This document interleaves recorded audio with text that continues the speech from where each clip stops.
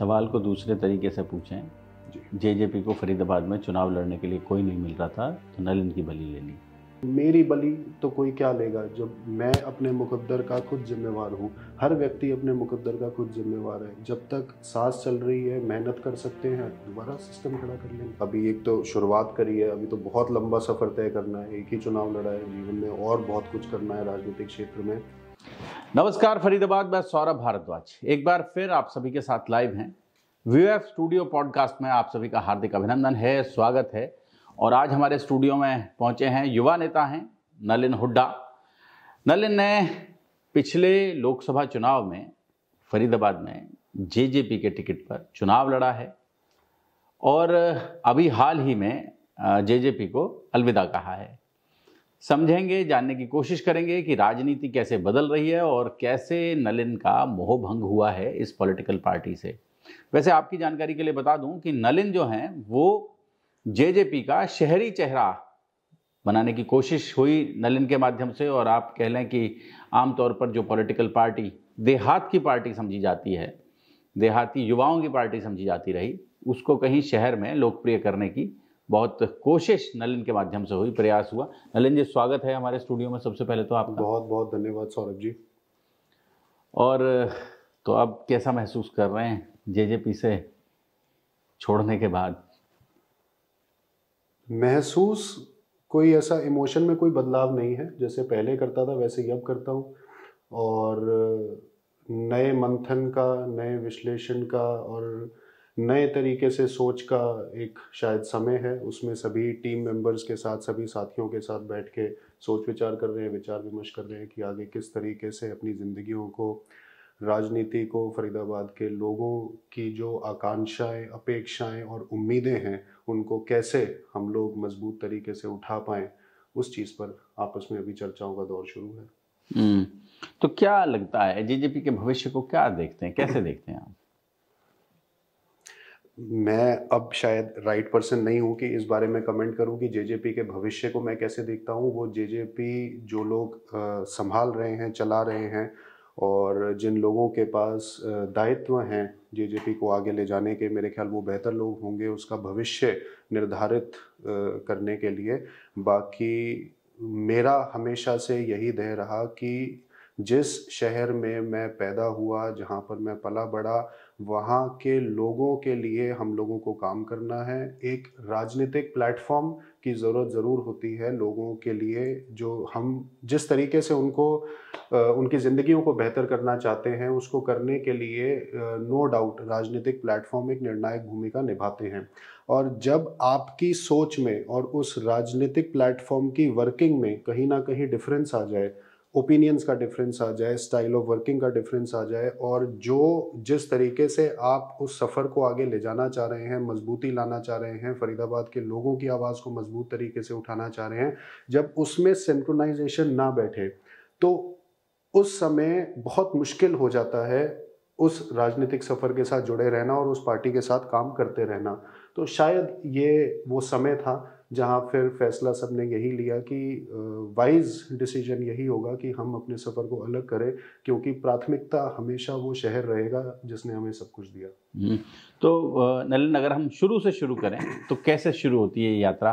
क्या बैकग्राउंड है नलिन हुड्डा का, अगर जानने की कोशिश करें तो? हम बैकग्राउंड, मैं फरीदाबाद में पैदा हुआ, यहीं पला बड़ा। एपीजे स्कूल से मेरी स्कूलिंग हुई, उसके बाद एमिटी से मैंने अपनी ग्रेजुएशन, पोस्ट ग्रेजुएशन करी, और फिर उसके बाद धीरे धीरे सामाजिक कामों में लोगों से जुड़े हुए मुद्दों को हम लोगों ने उठाना शुरू करा, राजनीतिक प्लेटफॉर्म्स पे अपनी बात रखनी शुरू करी, और जेजेपी के माध्यम से भी हमने, मैं समझता हूँ कि एक समय में फरीदाबाद के अंदर युवाओं की अच्छी टीम बनाने का काम करा, जिसमें बहुत से पढ़े लिखे युवाओं ने पार्टी को ज्वाइन करा, अपनी आवाज़ वहाँ रखी, पार्टी को मजबूत करने का भी काम करा, और इसी उम्मीद से करा कि कहीं ना कहीं हम एक पॉजिटिव डायरेक्शन, एक सकारात्मक राजनीति फरीदाबाद में दे पाएँ। एक ऑल्टरनेट स्टाइल ऑफ पॉलिटिक्स जो एक होनी चाहिए, जो युवाओं से अपेक्षा करी जाती है। मेरा हमेशा ये मानना है कि अगर युवा राजनीति में आ रहे हैं तो कहीं ना कहीं उनको एक डिफरेंट सेट ऑफ आइडियाज़, एक फ्रेश अप्रोच, एक प्रोग्रेसिव अप्रोच को अपने क्षेत्र में और लोगों के बीच में इंडक्ट करना चाहिए। नहीं तो कोई डिफरेंस या कोई मतलब नहीं रह जाता कि जो पुराने लोग जो राजनीति कर रहे हैं और वर्सेस जो नए युवा चेहरे आ रहे हैं, उनके स्टाइल ऑफ पॉलिटिक्स में कहीं ना कहीं डिफरेंस दिखाई देना चाहिए। तो वही चीज़ हमने कोशिश करी कि हम फरीदाबाद में जेजेपी के माध्यम से इम्प्लीमेंट करें। काफ़ी हद तक वो हमने करने में उसमें कामयाब भी रहे, लेकिन जब ऐसा देखा गया कि भाई उस टीम के ओपिनियंस को अब उतनी ज़्यादा वैल्यू शायद नहीं मिल रही है, उस डायरेक्शन में जहां हम ले जाना चाह रहे हैं स्पेसिफिक टू फरीदाबाद, उस डायरेक्शन में पार्टी हमारे साथ चलने में असमर्थ हो रही है या हम उनके साथ असमर्थ महसूस कर रहे हैं, तो इसलिए हमने अपना सफ़र अलग कर लिया। बाकी कोई व्यक्तिगत किसी से कोई ना मनमुटाव, ना कभी है ना कभी होगा। लेकिन नलिन, कुछ तो ऐसा लगा होगा, क्योंकि पार्टी ने आपको पूरा मान सम्मान दिया, आपको लोकसभा में उम्मीदवार के रूप में यहाँ उतारा गया फरीदाबाद में, और पार्टी ने पूरा भरोसा जताया आप पर।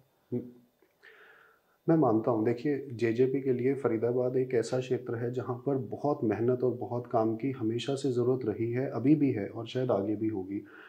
ऐसे समय में फरीदाबाद में टीम खड़ी करना, मैं इस बात पे मैं बिल्कुल हामी भरूंगा कि जननायक जनता पार्टी में मैंने बहुत सारे दायित्व संभाले। मैं युवाओं की कमान मैंने संभाली, मैं प्रेसिडेंट रहा यूथ का, फिर उसके बाद मैं प्रवक्ता भी रहा, मैंने लोकसभा का चुनाव भी लड़ा। और कहीं ना कहीं इस टीम ने जो हमारे माध्यम से बनी, उसने भी पार्टी को घर घर तक पहुंचाने के लिए कोई कमी नहीं छोड़ी, कोई कसर नहीं छोड़ी। पॉलिटिक्स हमेशा टू वे होती है। अगर पार्टी आपको किसी रूप में मान सम्मान दे रही है तो उस पार्टी के जुड़े जो कार्यकर्ता हैं वो भी अपना तन मन धन उस पार्टी के लिए लगाते हैं और बदले में शायद कुछ अपेक्षा नहीं करते। तो मेरा ये मानना है कि पार्टी ने जितना मान सम्मान दिया, हो सकता है कि हमने, हमारी टीम ने और हज़ारों युवाओं ने जो फरीदाबाद में जननायक जनता पार्टी के झंडे को जो बुलंद करके चला करते थे, उन्होंने भी अपना समय, अपना पैसा, अपना सब कुछ पार्टी के लिए बहुत समय तक लगाया और पार्टी को बढ़ाने का काम किया। सवाल को दूसरे तरीके से पूछें जी, जेजेपी को फरीदाबाद में चुनाव लड़ने के लिए कोई नहीं मिल रहा था तो नलिन की बलि ले ली। ये एक सोच हो सकती है, मैं इस सोच से वाकिफ़ नहीं रखता। हर पार्टी ये चाहेगी कि जो बेहतर उम्मीदवार उनके पास हो उनको वो चुनाव लड़ाएं। हाँ, ये बात भी सत्य है कि जिस तरह का समय ये था, ऐसे समय में चुनाव लड़ना ही एक अपने आप में बहुत बड़ा चैलेंज था, क्योंकि कोई भी व्यक्ति, एक आम धारणा यही थी कि भी जेजेपी का जिस तरीके से जनाधार हुआ करता था वो आज के समय में नहीं है। और ये बात स्वाभाविक है कि चुनाव लड़ने के लिए भी बहुत सारे लोग अपनी सहमति नहीं जता रहे थे। और ये मैं समझता हूँ कि एक निष्ठावान कार्यकर्ता की पहचान होती है कि जो बुरे समय में, भले समय में हर जगह पार्टी के लिए खड़ा रहे। तो मेरी बलि तो कोई क्या लेगा, जब मैं अपने मुकद्दर का खुद जिम्मेवार हूँ। हर व्यक्ति अपने मुकद्दर का खुद जिम्मेवार है। जब तक सांस चल रही है, मेहनत कर सकते हैं, दोबारा सिस्टम खड़ा कर लेंगे। कह रहे हैं कि जो प्रदीप चौधरी हैं, नए जिलाध्यक्ष हैं पार्टी के, उनके साथ पटरी नहीं बैठ रही है। नहीं, कभी भी नहीं, ऐसा कुछ नहीं। मैंने कहा किसी से कोई व्यक्तिगत मनमुटाव नहीं है। जिला अध्यक्ष बनते हैं फिर बदलते हैं, मैं भी था, किसी और को दायित्व दिया गया, अब कोई और है, उसके बाद कोई और होगा। तो पद पे कौन है, उससे इस चीज़ का कोई मैं नहीं समझता कि कोई ज़्यादा महत्व है। तो कैसे वैल्यू मिलनी कम हो गई?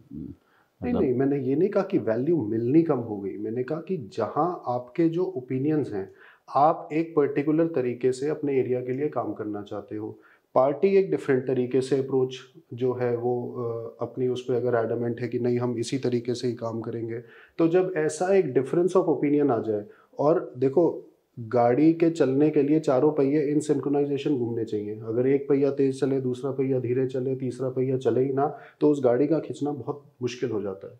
तो ऐसे इस उदाहरण को मैं देना चाह रहा था। तो इस मामले में आपने कभी पार्टी के जो सुप्रीमो हैं उनसे बात नहीं की? कभी दुष्यंत चौटाला से बात नहीं की? हुई, सबसे हुई। और जो मेरे ग्रीवेंसेस थे, जो मेरे कंसर्न्स थे, मैंने सबके सामने रखे कि ये दिक्कतें आ रही हैं। आश्वासन भी दिए गए कि चीज़ें ठीक होंगी और बेहतर तरीके से हम लोग फरीदाबाद में काम करना शुरू करेंगे। लेकिन उन आश्वासनों के बदले मुझे ग्राउंड पे वो चीज़ें वैसी होती नज़र नहीं आई। कोई चाहे पार्टी प्रोग्राम्स थे, चाहे एक सर्टेन सेट ऑफ एक्टिविटीज़ हैं, वो मुझे वो उतना कन्विंसिंग ऐसे नहीं लगा कि भी जो फरीदाबाद के लोगों की भावनाओं के साथ क्लिक कर पाए। तो और अगर वो नहीं हो रहा तो फिर आप एक जैसे वो अपनी देसी भाषा में कहते हैं कि धूल में लठ मारने का मुझे नहीं लगता कि कोई फायदा होगा। धूल में लठ मारने का। तो अभी क्या डिसाइड किया है नलिन, अब आगे कैसे करेंगे? सच पूछिए तो वाकई अभी कुछ नहीं डिसाइड किया। जैसे मैंने इस चर्चा की शुरुआत में आपसे कहा कि सबके साथ अभी मंथन चल रहा है, क्योंकि राजनीति में आप अकेले चलने वाले नहीं होते। जिन लोगों ने पिछले कई वर्षों में आपके संघर्ष के साथ अपने जीवन का संघर्ष जोड़ दिया, आपको आगे बढ़ाने के लिए, टीम को आगे बढ़ाने के लिए जिन्होंने अपने आप को खपा दिया, उनके संघर्ष और उनकी भावनाओं की जिम्मेवारी भी मेरी है। तो जब सबसे चर्चा कर लेंगे, सबसे बात कर लेंगे और सामूहिक तौर पे जो सारी टीम का मत होगा उसके हिसाब से ही निर्णय लेंगे। तो नहीं लगता कि कोई भारतीय जनता पार्टी या कांग्रेस या कोई और ऐसा दल जो कुछ राष्ट्रीय स्तर पर अपनी पहचान रखता हो? बात राष्ट्रीय या राज्य स्तर की है ही नहीं। जैसा मैंने कहा कि जिस क्षेत्र में हम लोग पैदा हुए और काम कर रहे हैं, अगर हम किसी भी दल में वहाँ के लोगों के मुद्दों को, उनकी ग्रीवेंसेस को, उनकी परेशानियों को कुछ हद तक सॉल्व कर पा रहे हैं या पार्टी प्लेटफॉर्म पे अच्छे से रख पा रहे हैं, तो मुझे लगता है कि वही पर्पस सॉल्व कर देता है। अल्टीमेटली हमें उनके लिए काम करना है। तो जहाँ पर हमारी आवाज़ बेहतर सुनी जाए, जहाँ पर हम चीज़ों को बेहतर तरीके से रख पाएँ, मुझे लगता है कि शायद वही एक राइट कोर्स होगा। कहते हैं बहुत सारा फाइनेंशियल बर्डन डाल दिया गया नलिन हुड्डा पर। कैसा फाइनेंशियल बर्डन? जेजेपी की ओर से चुनाव के दौरान, तो वो थोड़ा सा, वो भी एक वजह रही। मतलब ऐसी चर्चाएं। चर्चा तो किसी चीज़ की कुछ भी बना लो, लेकिन इस तरह की कोई बात नहीं है, कोई फाइनेंशियल बर्डन। या मैं कहूँ ये तो राजनीति में अगर आप आए हैं तो बट ऑब्वियस सी बात है कि कहीं आपको रिसोर्सेज लगाने भी पड़ेंगे। मैं कहता हूँ आप चुनाव ना भी लड़िए, चर्चा पर्चा और खर्चा, ये तो है ही राजनीति। आप चुनाव ना भी लड़िए, आप अगर किसी पार्टी में कार्यकर्ता के रूप में भी अगर काम कर रहे हैं तो भी आपको अपने resources, and resources is not only money और फाइनेंशियल रिसोर्सेज, तन मन धन, आपका टाइम वो भी रिसोर्स है, आपका एफर्ट वो भी रिसोर्स है। आप अपना कीमती समय जो कुछ और करके अपने आप को बढ़ाने के लिए लगाते, अगर वो समय खराब करके आपने पार्टी में लगा के पार्टी को बढ़ाने के लिए काम करा, तो वो भी एक बहुत बड़ा रिसोर्स है, और पैसा भी एक रिसोर्स है डेफिनेटली। तो ये तो हर लेवल के ऊपर आपकी निष्ठा कहीं अगर जुड़ी होती है तो आप अपनी स्वेच्छा से ये काम करते हो। कोई ना तो किसी पार्टी ने मुझे बांध के कोई काम करवाया, ना कभी मैं किसी के लिए बंध के काम करूं। तो जब आप अपनी स्वेच्छा से किसी के साथ जुड़े होते हो तो ये इन चीज़ों का कोई सवाल नहीं खड़ा होता। नगर निगम चुनाव आए, नगर निगम चुनाव के दौरान भी जेजेपी ने कोई बहुत ज़्यादा दिलचस्पी नहीं दिखाई पीछे यहाँ फरीदाबाद में चुनाव लड़ने में, अपना कैडर को वहाँ उतारने में। मुझे लगता है लड़ना चाहिए था, ये भी एक बात थी। राजनीतिक पार्टियां ठीक हैं, बुरा समय भला समय हर समय आता है, और जो अभी ये लोकसभा का और विधानसभा चुनाव का जो समय था, मेरे ख्याल से इससे बुरा शायद जेजेपी के लिए या किसी भी पार्टी के लिए शायद इससे बुरा कुछ नहीं हो सकता। लेकिन ऐसे में फिर कोशिश करके उभरना किसी भी पार्टी की एक जिम्मेदारी और दायित्व होता है, अगर उनको आगे तक के लिए चलते रहना है। तो मेरा ये मत तो था कि भी चुनाव लड़ने चाहिए थे, पार्टी को उतरना चाहिए था, नए कैंडिडेट्स को उतारना चाहिए था, संगठन को डिसाइड करना चाहिए था। मैं ये नहीं कहता कि 45 के 45 वार्ड में आपको कैंडिडेट मिल जाते, चाहे 5 मिलते, 10 मिलते, 15 मिलते, लड़ाने चाहिए थे, लड़ाया जाना चाहिए था। पार्टी से वो भी एक चूक हुई है यहाँ, मेरा ऐसा मानना है। कोई और नए जो युवा नेता आते हैं, नए नेता अपने आप को तैयार करते हैं राजनीति के लिए, उनके लिए कुछ बात कहना चाहते हैं आप? कुछ लगता है आपको कि आपके जो अनुभव हैं वो उनके किसी काम आ सकें? अभी तो मुझे लगता है मेरा ही समय अनुभव लेने का नहीं गया है, अभी तो मैं ही हुआ हूँ, तो मैं ही जो पुराने एक्सपीरियंस जो नेता रहे हैं उनके अनुभवों से बहुत सीखते हैं। अभी एक तो शुरुआत करी है, अभी तो बहुत लंबा सफ़र तय करना है, एक ही चुनाव लड़ा है जीवन में, और बहुत कुछ करना है राजनीतिक क्षेत्र में। लेकिन फिर भी जो जैसा कि आपने कहा कि जो बिल्कुल नए रूप में अगर कोई पार्टी ज्वाइन कर रहे हैं, तो मेरा उनसे यही कहना है कि बैलेंस होना लाइफ में बहुत ज़्यादा ज़रूरी है। जब हम उसको डिसबैलेंस कर देते हैं तो कभी कभार क्या होता है कि इधर भी खराब और उधर भी खराब। तो कभी भी ये ऑब्वियसली कोई राजनीतिक पार्टियां में जो कार्यकर्ता हैं, जो लोग वॉलंटियर्स हैं, कोई सैलरी किसी को नहीं देता। तो आप अपने काम की तरफ भी फोकस करें, अपनी फैमिली की तरफ भी फोकस करें, और जिस पार्टी में आपकी निष्ठा है, चाहे वो जिस भी कारण से है कि वो मुद्दे आपके पसंद अनुसार उठा रही है या जिस तरह की आपकी विचारधारा है उससे रिलेट कर रही है, उसके लिए भी काम करें। नलिन, कई बार ये लगता है कि ये जो पॉलिटिक्स है, ये पॉलिटिक्स कोई बहुत छोटा काम नहीं है, ये 24 घंटे की ड्यूटी है। और मतलब सातों दिन 24 घंटे, कोई संडे नहीं है, कोई मंडे नहीं है। संडे को तो इवन ज़्यादा व्यस्तता रहती है। जिस दिन आप छुट्टी होती है, लोगों की छुट्टी होती है, उस दिन पॉलिटिशियंस ज़्यादा व्यस्त रहते हैं, क्योंकि समाज में तमाम तरह के कार्यक्रम होते हैं।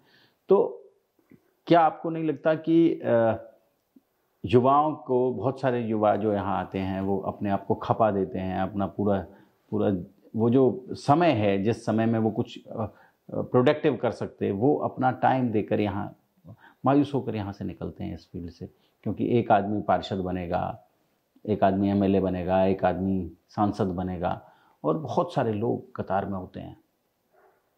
मैंने इसीलिए कहा कि बैलेंस होना बहुत ज़्यादा ज़रूरी है। आप राजनीति में काम करते रहिए, ये एक लंबा संघर्ष है। राजनीति ये नहीं है कि आपको आज ही कुछ मिल जाएगा।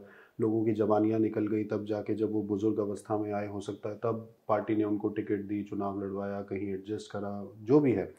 बट नो डाउट लंबा संघर्ष है, इसीलिए एक बैलेंस होना बहुत ज़रूरी है कि आप अपने घर को भी संभाल के रखें, अपने काम को, चाहे वो नौकरी कर रहे हैं, चाहे किसी तरह का व्यापार कर रहे हैं, उस पर भी फोकस करें, साथ साथ राजनीति पे भी फोकस करें, और लोगों के अच्छे मुद्दे उठाएं, लोगों के साथ जुड़ने का काम करें। नो डाउट राजनीति अब एक बहुत चैलेंजिंग